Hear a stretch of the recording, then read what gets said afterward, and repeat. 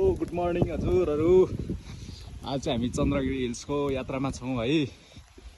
एकदम पानी परेर डिस्टर्ब पनि भइरहेछ। एकदम दामी रहेछ ठाउँ है, कस्तो दामी। तर पानी परेर बर्खाको टाइम पनि हो, त्यसले गर्दा पानी पनि परिरहेछ। यो चाहिँ मन्दिर है गाइजहरू, कस्तो दामी छ।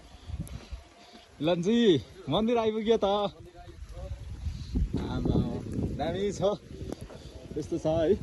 अब हामी दर्शन गर्छौँ। यहाँ दर्शन गरेर चट्ट है, कस्तो दु हो यो के हो, कार्पेट जस्तो रहेछ है।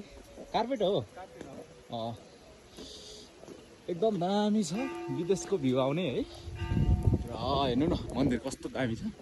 हामी यही दर्शन गर्छौँ, त्यस पछाडि हामी दर्शन गरेर झर्छौँ।